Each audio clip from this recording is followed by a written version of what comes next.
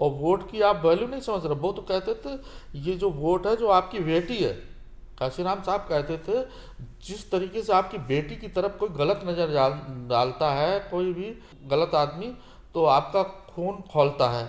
तो उसी तरीके से आपके वोट पर अगर कोई गलत नज़र डाल रहा है तो उसे रोकने का काम करिए, तभी आपकी हिफाजत होगी, तभी आपकी तरक्की होगी। तो लोग उनसे और प्रभावित होते थे। नमस्कार, मैं अतीक खान द लीडर में आपका स्वागत है।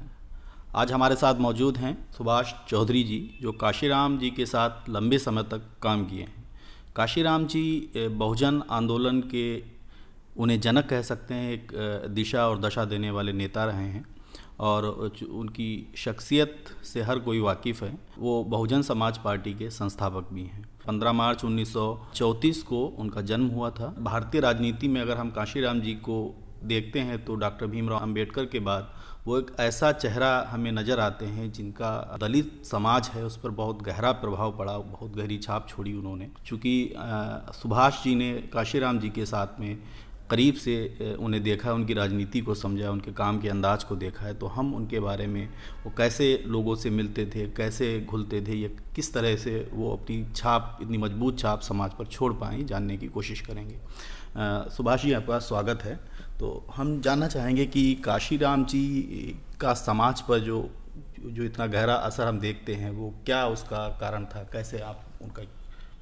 मान्यवर काशीराम जी साहब एक बहुत ही बड़े, मतलब जिन्हें कहना चाहिए कि एक बहुत बड़ी सोच के तहत जो बहुजन समाज उन्होंने नाम दिया है, जैसे शेड्यूल कास्ट के लोग हैं, ओबीसी के लोग हैं, अल्पसंख्यक के लोग हैं, जो दलित जिन्हें कह देते हैं, अनुसूचित जाति के लोग, जो प्रताड़ित लोग हैं, जो मजलूम लोग हैं, जिनकी आवाज़ दबा दी जाती है, उनके लिए उन्होंने दिन रात काम किया है। मतलब वो ये देखते थे जो भारत का संविधान बाबा साहब अम्बेडकर ने बनाया है, उस संविधान के तहत आदमी को कुछ नहीं मिल रहा है, तो उन्होंने अपनी नौकरी छोड़ दी। नौकरी छोड़ करके उन्होंने बामसेप का निर्माण किया।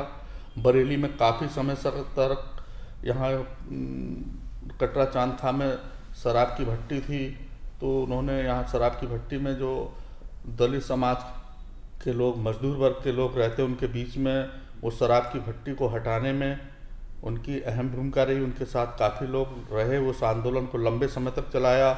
और उनकी एक सोच थी कि हम किस तरीके से लोगों को समझा पाएँ कि वो अपने अधिकार के बारे में जागें। और उन्होंने बहुजन जो कहा है, ये भगवान बुद्ध ने बहुजन हिताय बहुजन सुखाय, उसी के अनुरूप वो बहुजनों की बात लेकर के चले और उन्होंने बहुजन समाज को इकट्ठा किया। सबसे पहले वो बामसेप के तहत वो कहते थे कि ए बहुजनों, आप लोग जो लोग नौकरी पा गए हैं, नौकरियों में आ गए हैं, तो वो कहते थे कि ये जो बामसेप बनाया है, तो वो जो नौकरी करते थे उनसे कहते थे कि आपके पास मनी भी है, माइंड भी है, और हम क्या नाम उसको संचय करिए और हम गरीबों के लिए काम करें। तो वो पैसा ऐसे इकट्ठा करते थे। वो जब भी यहाँ बरेली में आए तो उन्होंने यहाँ पर लोगों को जोड़ने का काम किया।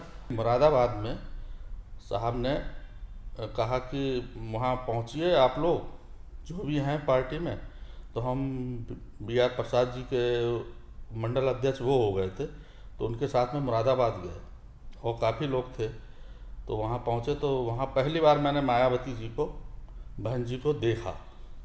एक बार बता रहे हैं कि साहब जाड़ों में कानपुर में कैडर देने गए थे कांशीराम साहब, तो बड़ा ताज्जुब हुआ उनकी बात को सुन करके कि वो वहाँ जाड़े थे काफ़ी, क्योंकि साहब जो थे वो सस्ते कपड़े, जो कभी भी दर्जी की दुकान पर जा कर के मैंने अपनी आंखों से देखे उनके कपड़े जो पहनते थे, वो जो बाज़ार में बिकता है ना, जिसे बोलते हैं बांग्लादेश का, तो वो कपड़ा पहनते थे। वो 10 रुपये में शर्ट, 5 रुपये में पैंट इस तरीके से मिल जाती थी, तो ले करके, और वो भारी जिस्म के थे, तो उन कपड़ों को ही पहन करके, और वो एक लुंगी रखते थे, एक एक्स्ट्रा रखते थे अपने ब्रीफकेस में, एक बगल में थैला पॉलीथीन रखते थे, क्योंकि मैं सर्किट हाउस में उनको जब वो आ जाते थे तो वो गवर्नर हाउस या कोई भी कमरा उनको मिल जाता था तो हम लोग बाहर देखते थे कि साहब क्या चीज़ मांग रहे हैं। तो कभी कभी कहते थे यार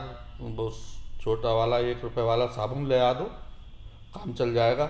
यहाँ भी सर्किट हाउस में जब आए थे तो उनसे पूछा था कि साहब क्या खाने में लेंगे क्या? अरे बोले भाई 2 रोटियाँ अपने घर से ले आना और जो दाल आल बना हो वो ले आना। तो प्रसाद जी के घर गए और खाने की 4-5 रोटियां ले आए और आलू की सब्जी थी ले आए। साहब ने उसको जल्दी से जल्द, खाने की तरफ ध्यान नहीं था, काम की तरफ उनको एक एक मिनट को कहते थे बहुत कीमती है और आप लोग मिशन को आगे बढ़ाना है तो काम करिए।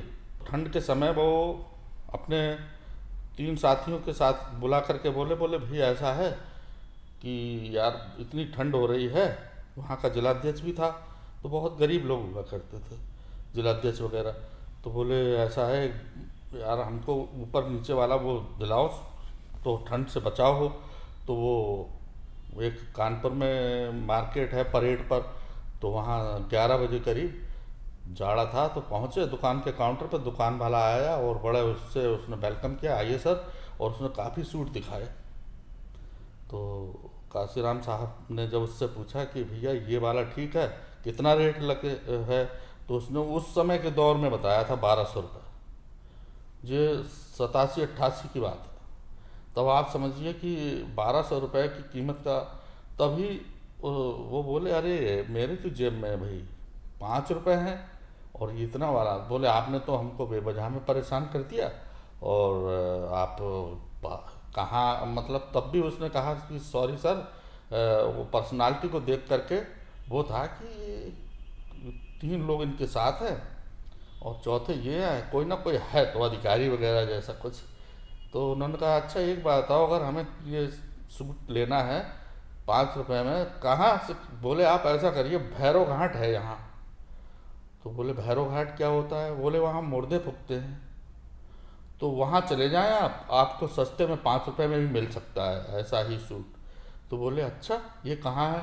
तो उन्होंने बाहर निकल के अपने लोगों से कहा, बोले भाई ऐसा है कि लेना तो ज़रूर है, ठंड है, ये कह रहा है कि वहाँ मिल जाएगा। तो वो काशीराम साहब जो थे वो इन चीज़ों में कोई भरोसा नहीं करते थे, अंधविश्वास पाखंड कि वो क्या है। तो वो बोले कहाँ है भैरव घाट, क्या है? तो उन्होंने कहा साहब वो ऐसा है, मुर्दों का घाट है, वहाँ कपड़े जो मुर्दे फूक जाते हैं उनके बचते हैं तो वहाँ रख लेता है। तो बोले चलो वहीं चलो। रिक्शा किया तो कुछ दूर तक तो पैदल चले, कुछ दूर बाद एक जो कार्यकर्ता था वो बोला सर रिक्शे वाला आ रहा है, इसमें बैठ जाते हैं, और मेरे पास 2 रुपये हैं। और तब 2 रुपये ही काफ़ी हुआ करते थे, तो उन्होंने दे दिए। और भैरव घाट पहुँचे तो वहाँ जो क्या नाम, मुर्दा घाट पर, तो वहाँ एक जो मुर्दा जलाता है वो ऑफिस में बैठा हुआ था बाहर। तो बोले भैया कैसे आए? बोले साहब आपके पास हमारे साहब आए हैं। तो बोले साहब, कि वो समझा कि कोई चेकिंग वेकिंग करने आए हैं, कुछ मुआयना। बोले नहीं, बोले एक पैसा बढ़िया से तुम्हारे पास वस्त्र हो, कोट। तो बोले बिल्कुल बिल्कुल। तो बोले उसने वो कोट निकाल करके लाया 3, और उसमें से साहब ने एक उठा करके पहन लिया। वो एकदम ऐसे लगने लगे जैसे कोई अंग्रेज खड़ा हो शांत। तो साहब ने कहा ओके। तो बोले बताओ कितना पैसा दें? अरे बोले साहब जो दे दीजिए। तो साहब की जो जेब में 5 का नोट पड़ा हुआ था, वो जब उसको दिया तो बोला सर बहुत बहुत धन्यवाद आपने, नहीं तो हम तो सोच रहे थे कि आप इसे पहने, ये तो यहाँ आते रहते हैं, इन्हें कोई पूछते ही नहीं इन कपड़ों को। तो काशीराम जी इन ऐसी चीज़ों को लेकर के वो ये नहीं सोचते थे कि मुर्दा घाट जाएंगे कि मुर्दा का है। हमेशा अपने लोगों से कहते थे जो भी काम करना है साइकिल से करिए। और साहब ने, मैंने तो देखा कि जब साहब कहते थे कहीं, जब उनसे अखबार वाले आकर के पूछते थे कि ये जो आप आंदोलन चला रहे हैं बहुजनों को, ये क्या है? तो बोले ये सत्ता के लिए नहीं है, ये व्यवस्था परिवर्तन के लिए है। हमारे लोग व्यवस्था से परेशान हैं कि छुआछूत, ऊंच नीच, कुएं से पानी न भरना, खाट पे नहीं बैठने देना, अच्छे वस्त्र नहीं पहनने देना, इन चीज़ों को वो कहते थे कि जब रानी और मेहतरानी के वोट की कीमत एक है तो ये ऊंच नीच कैसा? करीब 91-92 की बात है कि महाराष्ट्र में काशीराम जी रैली कर रहे थे पार्क में। खाना बनाने के लिए जो हमारे साथ में यहाँ सुभान बेग हैं, वो अब भी हैं, महानगर अध्यक्ष थे, उनकी पत्नी थी चंपा गौतमी जी थी, तारा देवी जी थी, केतकी देवी थी, काफ़ी 5-6 महिलाएं थीं, 10-12 लोग हम लोग थे। तो वहाँ खाना बनाने के लिए भगोना साथ में रखते थे, खिचड़ी, तो 4-5 ईंटें ला करके और उसमें लकड़ी लगा करके और वो खाना पक रहा था।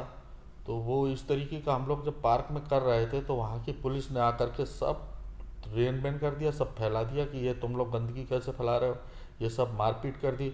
तो हम लोग अपना झोला झंडा ले करके प्लेटफार्म पर आ गए। कहते सत्ता के लिए नहीं लड़ाई लड़ रहे, हम व्यवस्था के लिए, हम व्यवस्था के मारे हुए लोग हैं, हम हर तरफ व्यवस्था हमें मार रही है। और ये इस देश में जो भारत का संविधान है वो उस पर काम होना चाहिए, वो नहीं हो रहा है। तो वो दिन रात इसी पर लगे रहते थे। उन्होंने बाबा साहब अम्बेडकर के बनाए हुए संविधान को पूरी तरीके से लागू करने की बात करते थे, उससे हट के कोई बात नहीं करते थे। वो महात्मा ज्योतिबा फुले, माँ सावित्रीबाई फुले शिक्षा पर बात करते थे कि शिक्षा ही मूल मंत्र है।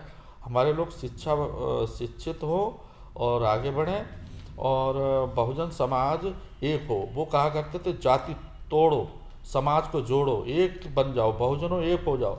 मगर पता नहीं हमारे लोग जातियों में बट करके जो हमारा शोषण करने वाला है वो तरह तरह के मतलब हथकंडे अपना करके हम लोगों को तोड़ देता है। बीपी सिंह जब चुनाव लड़ रहे थे तो यहाँ से 6-7 लोग गए थे, तो हमने वहाँ का चुनाव भी देखा था गांव में कि लोग, ठाकुरों के गांव में जो अनुसूचित जाति के लोग थे और ओबीसी की भी कुछ जातियां थीं, वो उनके दरवाजे से नहीं निकलते थे। हम लोगों को बड़ा सिखाना पड़ता था, समझाना पड़ता था कि भाई वोट की अहमियत बहुत बड़ी है। काशीराम साहब ने उसी दौरान में आंदोलन करके मंडल आयोग लगवा दिया। मंडल आयोग वो बीपी सिंह की देन है और काशीराम जी का आंदोलन की ही देन है कि जो पिछड़ी वर्ग को 27% का आरक्षण जो लागू हुआ और बाबा साहब भीमराव अंबेडकर जी को भारत रत्न मिला, वो बीपी सिंह ही देके गए और वो काशीराम जी की बदौलत मिला है, काशीराम जी के आंदोलन की देन है।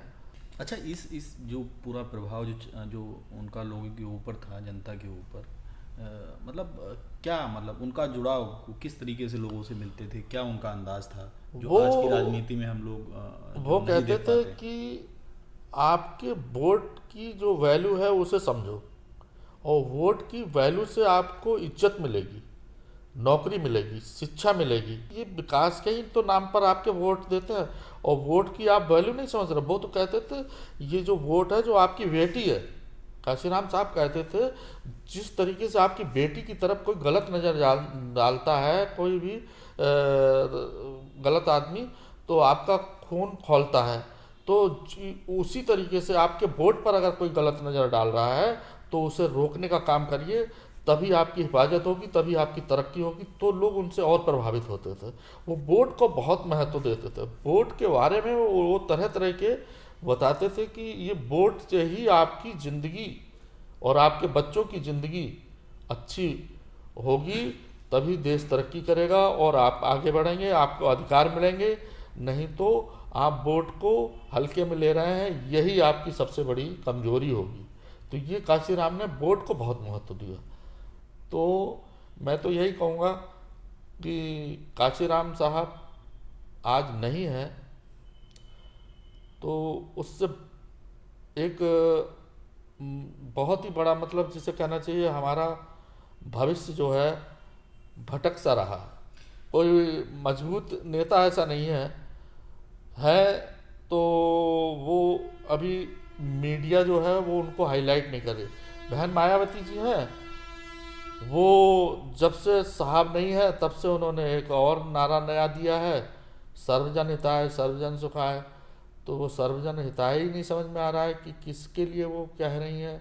आज हमारे जो बहुजन के लोग हैं वो इतना मतलब वो आज भी बहन जी की तरफ बड़े ही उससे देख रहे हैं कि बहन जी कुछ ऐसा ऐलान करें, कुछ ऐसी बात कहें कि हम लोग मजबूती। पहले क्या होता था कि बहन मायावती जी की कहीं रैली या मीटिंग होती थी तो गांव का गरीब आदमी साइकिल से या पैदल काम छोड़ करके उनकी वो सुनने जाता था कि बहन जी आज इस मनुवाद के खिलाफ क्या बोलने वाली है। तो वो चीज़ अब रही नहीं है। अब वो पता चला कि बहन जी वो हैं, वो पता नहीं मनुवादियों के लिए काम कर रही है या पता नहीं बहुजन समाज पार्टी को किस तरीके से चला रही है, वो उनकी सोच है।